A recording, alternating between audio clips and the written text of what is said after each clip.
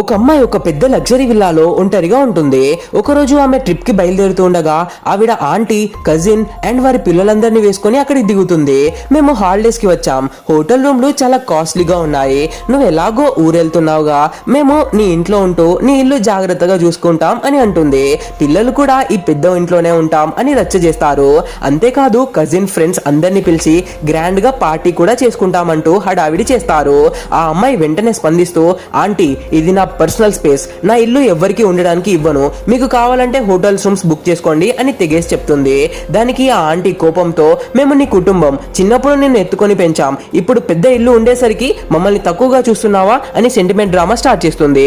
దానికి ఆ అమ్మాయి సాలిడ్ కౌంటర్ ఇస్తుంది.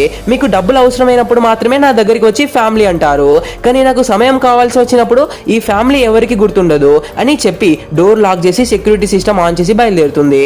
ఆ అమ్మాయి వెళ్ళగానే ఆ ఆంటీ స్వార్థంతో, ఈ అనాథ పిల్ల మనల్ని ఏమీ చేయలేదు అని ఒక తాళాలు పగలగొట్టే వ్యక్తిని పిలిపిస్తుంది. ఆ లాక్ స్మిత్ ఇది సెక్యూరిటీ అలారం కి కనెక్ట్ అయి ఉంది అని చెప్పిన దొంగ మాటలు చెప్పి డోర్ లాక్ పగలగొట్టడానికి ట్రై చేస్తుంది. స్మార్ట్ ఫోన్ లో ఈ సీసీటీవీ దృశ్యాలు చూసిన ఆ అమ్మాయి ఫోన్ చేసి గట్టిగా హెచ్చరిస్తుంది. అయినా సరే ఆ ఆంటీ వినకుండా లాక్ పగలగొట్టి దౌర్జన్యంగా విల్లా లోపలికి ప్రవేశిస్తుంది. వాళ్ళు ఎంతటి దౌర్జన్యానికి తెగేస్తారని ముందుగానే ఊహించిన ఆ అమ్మాయి ఆ విల్లా చుట్టూ ఉన్న కాంపౌండ్ వాల్స్ ను 10 మీటర్ల ఎత్తుకు పెంచేస్తుంది. వాళ్ళు లోపలికి రాగానే బయట ప్రపంచంతో సంబంధం లేకుండా డోర్స్ అన్ని సీల్ చేసి విద్యుత్ అండ్ వాటర్ సప్లై నిలిపివేస్తుంది. అంతేకాకుండా ఆ విల్లా లోపలికి ఏకంగా ఒక ట్రక్కు నిండా కొండ చిలువలను వదిలేస్తుంది. పారిపోవడానికి దారి లేక, లోపల కరెంటు నీళ్లు లేక ఆ కొండ చిలువల మధ్య ఆ స్వార్థపూరిత అత్త కుటుంబం గజగజ వణికిపోయేలా సాలిడ్ ప్లాన్ తో పాఠం చెప్తుంది.